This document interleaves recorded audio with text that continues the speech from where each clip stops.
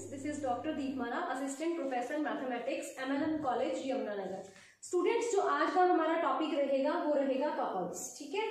सो सबसे पहले we will discuss the theorem show that a system of coplanar forces acting in a plane at different points of rigid body can be reduced to a single force acting at any arbitrary point of the body together with a couple। Means अगर आपके पास किसी system of coplanar forces किसी body के ऊपर act कर रहे हैं, rigid body के ऊपर, ठीक है, सो उसको हम किस में रिड्यूस कर सकते हैं?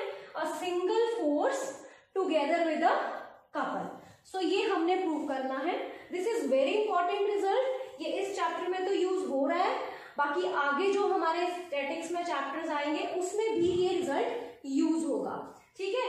So how will be prove? सबसे पहले मैं इसका बेसिक कंसेप्ट बता रही हूँ कि हम इसको कैसे प्रूव करेंगे। So let us take some arbitrary point O in the plane. Let A1, A2, A3 and so on AN be endpoints in this plane. Let P1, P2, P3,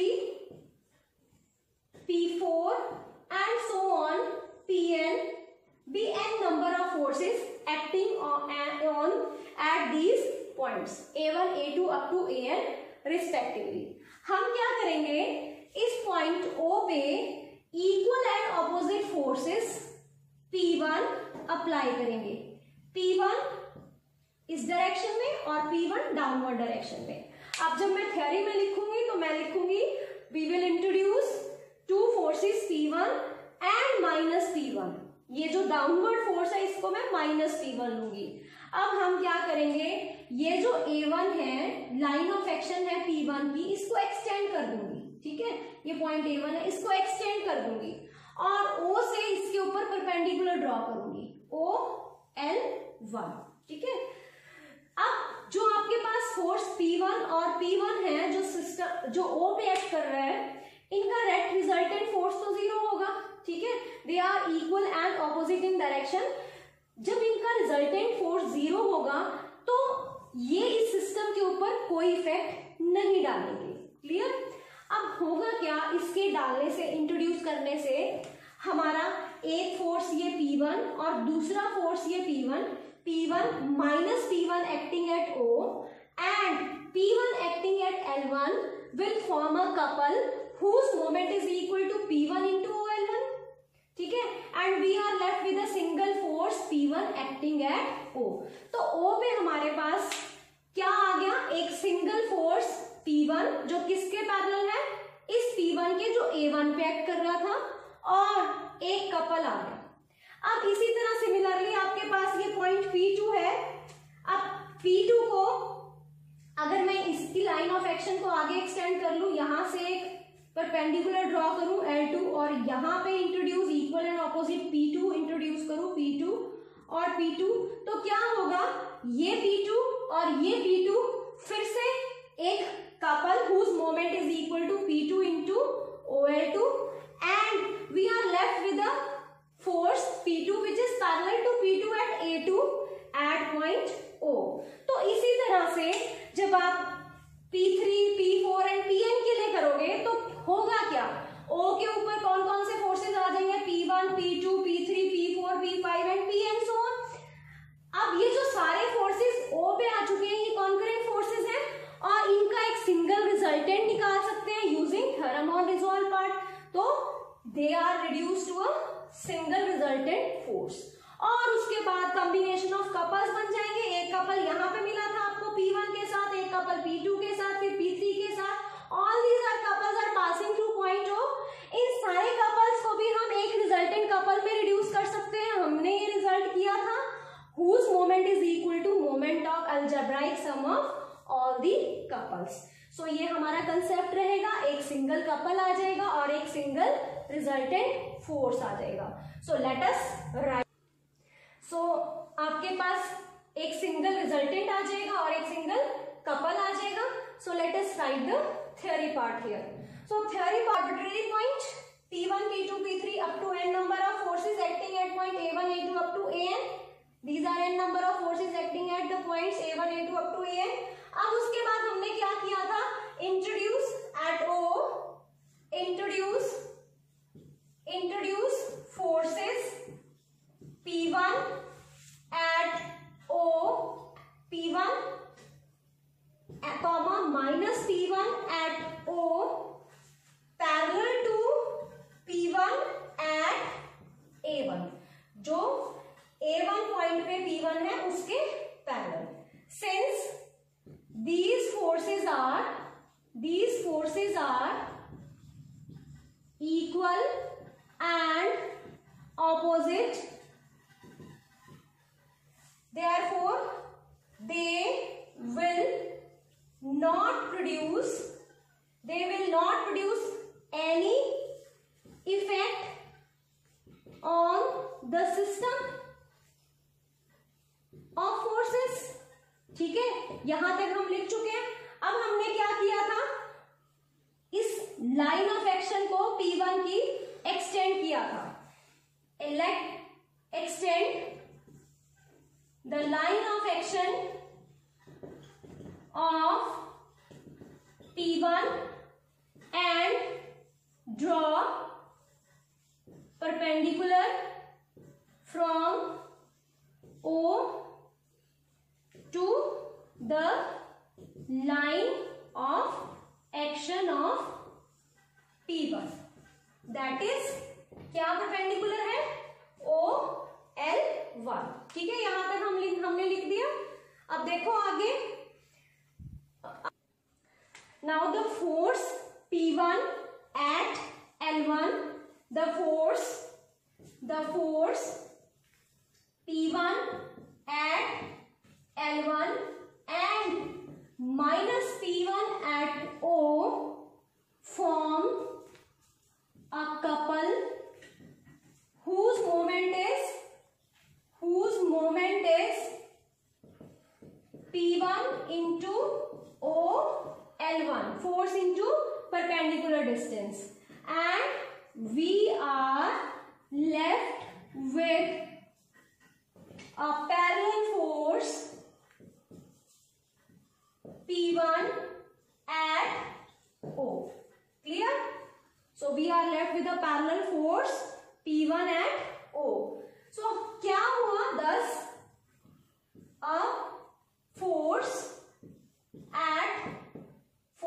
P1 at A1 can be replaced by an equal and parallel force P1 at O. ठीक है, equal and parallel force at O and a couple whose moment is equal to the moment of original force P1 about O. Clear? So similarly all other forces can be replaced. So जैसे आपने P1 को replace किया वैसे ही आप all forces को भी replace कर सकते हो. Therefore we have forces P1, P2 up to Pn acting at O having a single resultant force say are passing through O. ठीक है, आपके पास सारे P1, P2, P3 आ जाएंगे which are passing through O and having the single resultant force R, and a combination of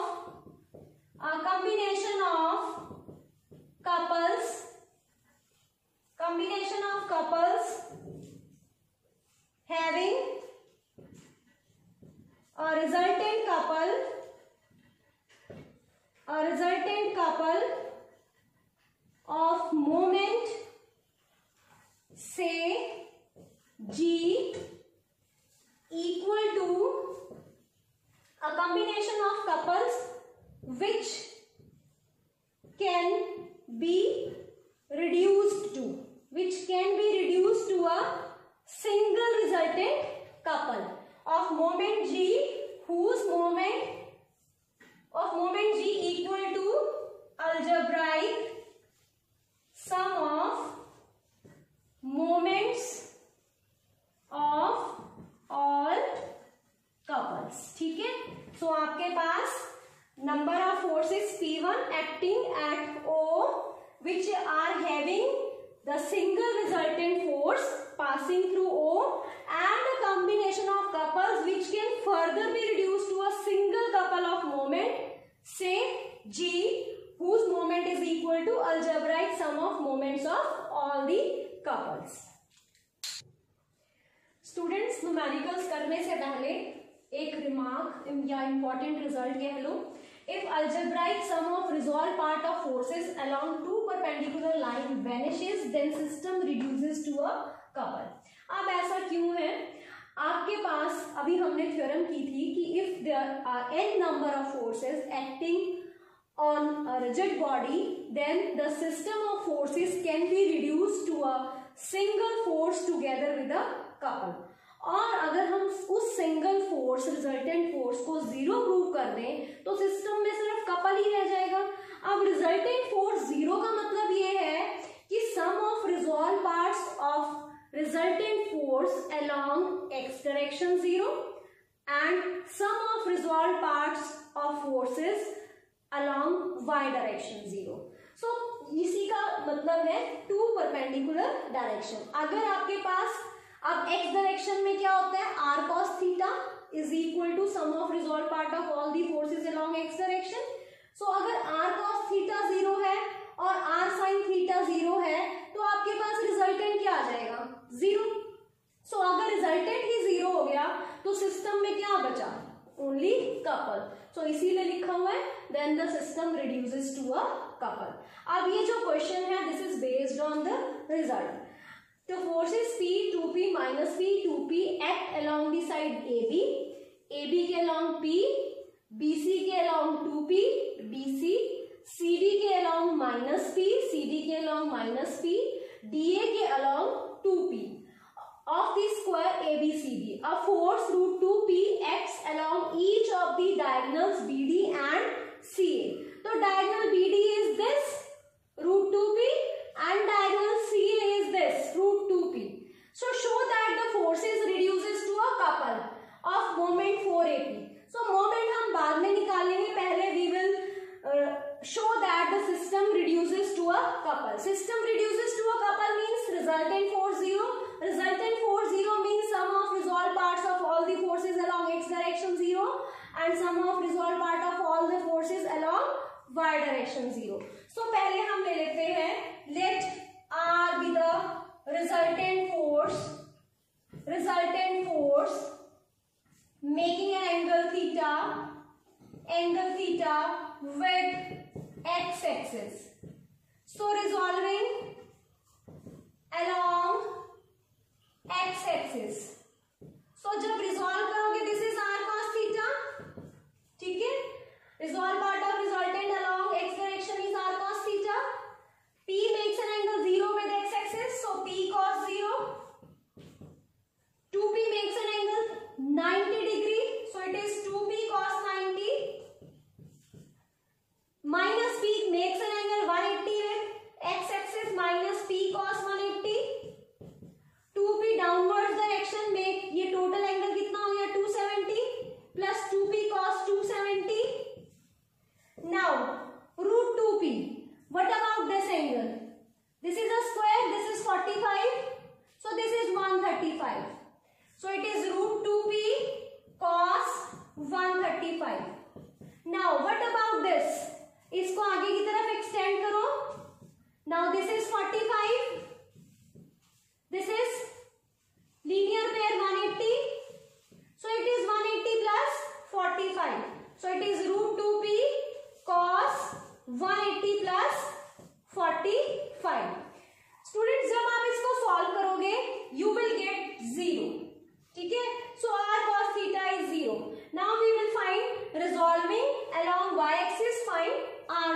theta. So resolving along y axis, r sin theta will be equal to p sin 0 degree plus 2p sin 90. जहां जहां cos है वहां वहां sin डाल दो, minus p cos sin 180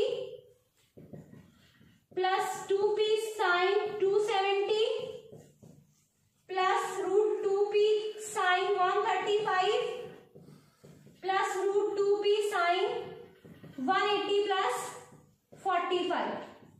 So when you solve this, you will get again this as 0. So r cos theta 0, r sin theta 0. So r is 0. So from 1 and 2 implies this. Let this be 1 and this is 2. So if r is 0, this implies the system reduces to a couple. Clear? अब हमने क्या निकालनी है इस couple की moment. सो moment हमेशा जो होती है प्रेफरेबली हम सेंटर के अबाउट निकाल लेते हैं. Otherwise you can find this at A B C और D, but for simplicity we will always prefer the centre. So take moments. So moment of the system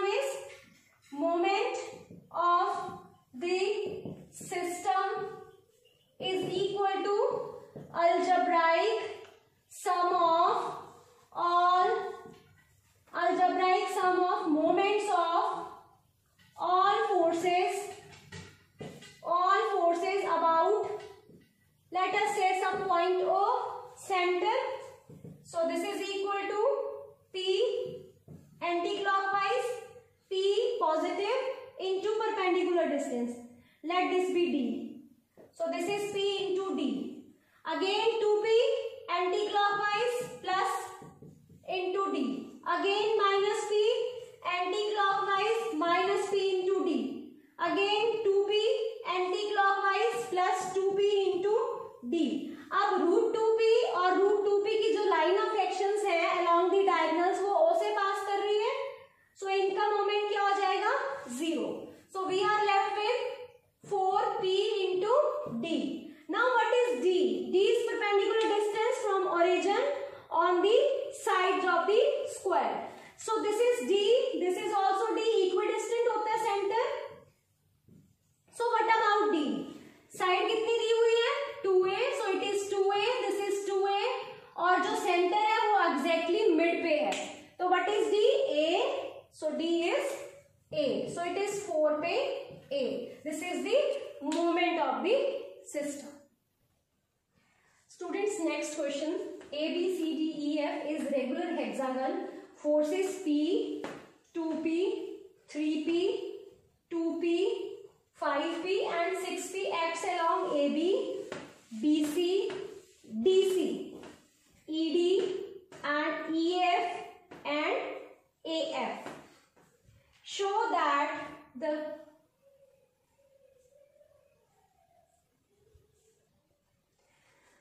हमने क्या निकालना है? Show that 6 forces are equivalent to a couple and find its moment. Equivalent to a couple means आपने यहाँ पे भी net resultant force को 0 proof करना है. So how will you prove 0? Sum of resolved parts in x direction 0. Sum of resolved parts of forces in y direction 0. So let R be the resultant again. Solution is let R be the resultant making an angle theta with x axis, making an angle theta with x axis. Clear? So now resolving along x direction, along x axis. So अब आपने क्या करना है students, ये पहले भी discuss किया था कि अगर आपके पास रेगुलर हेक्सागन का क्वेश्चन आता है और आपने फोर्सेस को रिजॉल्व करना है तो सबसे पहले हमने इसको टेकन इन ऑर्डर कर लेना है. Taken in order means A B B C C D D E F and F A. तो कुछ फोर्सेस जिनकी डायरेक्शन ऑपोजिट थी उनको हमने, जैसे यहाँ पे मेरी जो डायरेक्शन गिवन थी वो डीसी के अबाउट थी, बट मुझे अगर ऑर्डर में लेना है तो CD के अबाउट लेनी पड़ेगी। तो अगर मैंने CD के अबाउट लेनी है तो 3P को क्या लिख देंगे, -3P। इसी तरह DE के अलाउंग क्या आ जाएगा, -2P, और FA के अलाउंग क्या आ जाएगा, -6P। अब हम इसको जब रिजॉल्व करेंगे तो आपको पहले बताया था ये 0 होगा, फिर 60, फिर 120, फिर 180, 60 का गैप आता जाएगा। कैसे, ये आपके पास P कितने का एंगल बना रहा है, 0 का। पहले तो R cos theta is equal to P cos 0 plus, अब each interior angle is of 120 degree, so this is 60 degree, so it is 2P cos 60 degree plus, अब यहां पे मैंने क्या बताया था आपको, 60 का गैप आ जाएगा, सो -3P cos 120, फिर 60 का -2P cos 180 plus 5P cos 240 -6P cos 300। Clear, ये पहले डिस्कस हो गया है कि इसमें 60 का गैप आ जाता है regular hexagon when all the forces are taken in order. तो आपके पास R cos थीटा की वैल्यू जब आप सॉल्व करोगे it will be 0। Mark this as number 1। Now resolving along y axis, जब आप y एक्सिस के अलोंग रिजॉल्व करोगे तो जहां जहां cos है वहां वहां क्या डालोगे, sin। So you have R sin theta is equal to P sin 0 plus 2P sin 60 -3P sin 120 -2P sin 180 plus 5P sin 240 -6P sin 300। जब आप इसको सॉल्व करोगे you will again get R sin theta as 0। So आपके पास R sin theta और R cos theta 0 आ गया। So R sin theta 0, R cos theta 0, this implies resultant is 0। अगर रिजल्टेंट 0 है so this implies system reduces to a couple. So if the system reduces to a couple, next हमारा क्या है, find the moment of the system. So moment of the system is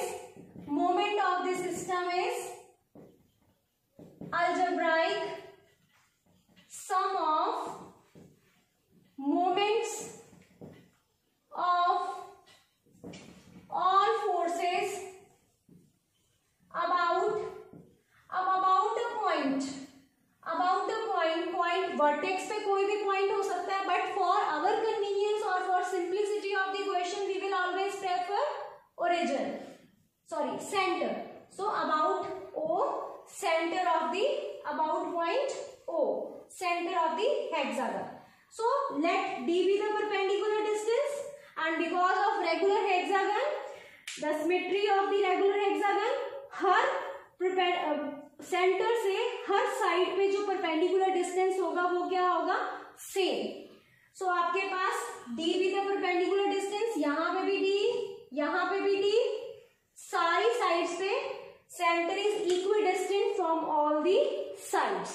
so आपके पास लोन moments P anti clockwise, P into D plus 2P again anti clockwise, -3P again anti clockwise, -2P along anti clockwise, 5P along anti clockwise, -6P again anti-clockwise.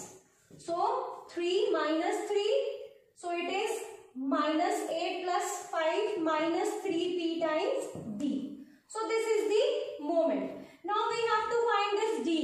अब D निकालने के लिए भी as we discussed earlier in previous lectures और my previous videos, आपके पास मैंने इसको कैसे बताया था, आपका हमने कैसे किया था, इसको इन दोनों लाइंस को ज्वाइन कर दो और ये एंगल 60 का था, ये एंगल 60 का, ये 90, ये 90, let this be angle the side point N, this is the common side, so they both triangles are concurrent. ये दोनों ट्राइंगल कॉन्करेंट हो गए। अगर ये दोनों ट्राइंगल कॉन्करेंट है तो CP CT corresponding part of concurrent triangles, ये आपके पास क्या हो जाएंगी, equal. So AM is equal to MB. ठीक है. अब हमें साइड गिवन नहीं है तो हम साइड लेट कर लेते हैं. So let side of hexagon is equal to 2A. ठीक है. सो आपके पास AM कितना आ गया, A हाफ हो गया. ठीक है. AM is A. Now in right triangle AMO, what is, हमने क्या निकालना है, OM upon AM.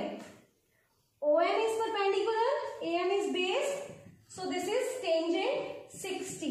Tangent 60 √3 AM. So OM is small d, distance √3 AM. AM is A, where A is the side. So it is √3A. So what is the moment? Minus 3P, minus 3 √3 P into A units, where 2A is the side of hexagon. Students, next question. Two equal unlike parallel forces acting at two fixed points A and B. So आपके पास एक parallel unlike equal and unlike बोला है. सो एक force P है, दूसरा यहाँ पे equal and unlike, they are acting at point A and B. Form a couple of moment G. सो हम क्या करते हैं, इसको आगे एक्सटेंड कर लेते हैं, इसके लाइन ऑफ एक्शन को, इसके लाइन ऑफ एक्शन को. तो दे will form a couple of moment G. अब इस कपल की मोमेंट कैसे निकालेंगे, दिस इज अबाउट केस 1. अब देखो AB is not perpendicular, arm जो है that is perpendicular distance between the two. So आपने क्या किया, A से इसकी लाइन ऑफ एक्शन पे परपेंडिकुलर ड्रॉ किया, तो AL is the arm of couple P. So आपने मोमेंट ऑफ कपल निकाल ली P इंटू AL. अब AL in terms of AB, so in right triangle ALB, AL upon AB, let this be theta, is sine theta. सो आपके पास AL क्या आ गया, AB sine theta. सो ये हमें क्या आ गई, moment of couple G. So G किसके इक्वल आ गया, P into AB sine theta. So this is case 1. Now case 2. अब केस 2 में देखो, if their lines of action are turned through a right angle, they form a couple of moment G.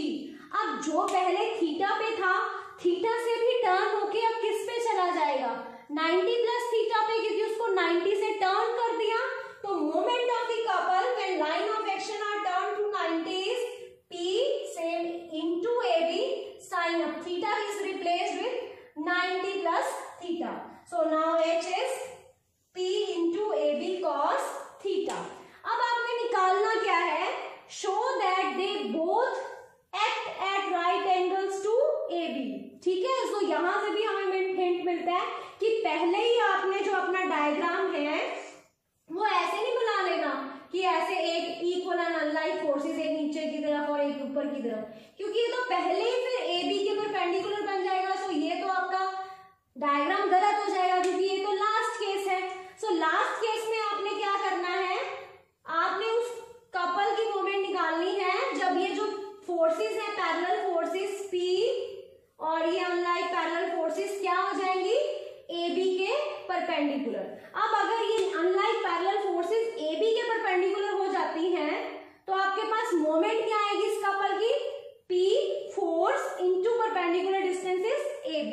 सो वही आपने निकालनी है, they will form a couple of moment this. So आपके पास new जो कपल बनेगा उसकी मोमेंट क्या आएगी केस थर्ड में, P इंटू AB. अब आपके पास case 1 is this, case 2 is this. So इसमें से P इंटू AB की वैल्यू कैसे निकलेगी, squaring and adding. So when you square and add, you will get P into AB का whole square is equal to G square plus H square. So PAB is equal to under the root G square plus H square. Students, ABCD is a rectangle such that AB is equal to CD is equal to A, AB is equal to CD is equal to A, and BC is equal to DA is equal to B. BC is equal to DA is equal to B. Forces P each acts along AD. आपके पास AD के along P है, CD के along, and Q acts along AB and CD. Prove perpendicular distance between the resultant of P and Q at A and the resultant of P and Q at C is this. So resultant P or Q are the two forces which are acting at point A and they are perpendicular to each other. So इनका जो resultant होगा वो क्या होगा, under the root P square plus Q square, और वो इन दोनों के बीच में ही कहीं पे लाई करेगा. So let this is P square plus Q square with the resultant acting along AE. Similarly, resultant of Q and P they are also at right angles because this is a rectangle. तो इनका भी जो resultant होगा वो कहीं पे इन्हीं के बीच में लाई करेगा. So this is under the root P square plus Q square acting along CL. तो आपके पास आपने निकालना क्या है, this perpendicular distance between the resultant of these two forces at C and A. This is the question. So अब आपके पास पहले अगर हम मोमेंट निकाले सिस्टम का, इसको हम ना लें, जो आपके पास सिस्टम में एग्जिस्ट कर रहे हैं फोर्सेस, उसका मोमेंट निकाले तो कैसे निकलेगा, किसी भी पॉइंट के अबाउट निकाल सकते हैं. लेट अस से एट वर्टेक्स A Q का 0, P का 0, इस P का देखो this is clockwise, so it is minus P into A. This is side A. अब Q का आपके पास एंटी क्लॉकवाइज है, so it is Q. Perpendicular distance is this side. This is equal to B. AD is given to be V. So you have moment as this. अब आपने किसकी moment, अब resultant of forces P and Q ये मैं आपको समझा चुकी हूँ. A पे भी यही है और P Q पे भी हम कर चुके हैं, यही आएगा. This is along CF, this is along AE. अब AE और CF के अलोंग दो इक्वल और ऑपोजिट फोर्सेस हैं ये, ठीक है. This is along CE, this is along AE. सो आपके पास दो इक्वल एंड ऑपोजिट फोर्सेस फिर से क्या फॉर्म कर देंगे, कपल. सो रिजल्टेंट कपल जो होगा उसकी मोमेंट क्या होगी, this force into the perpendicular distance. So they will form a couple of moment this. अब हमने रिजल्ट किया था कि moment of the sum of moments of the system of all the forces is equal to moment of the resultant force. ठीक है, तो आपके पास अब यहाँ पे वही थ्योरम अगर मैं यूज करूं तो moment of the resultant couple is equal to moments of all the algebraic sum of all the forces acting on the system. So moment of the resultant couple, moment of resultant couple.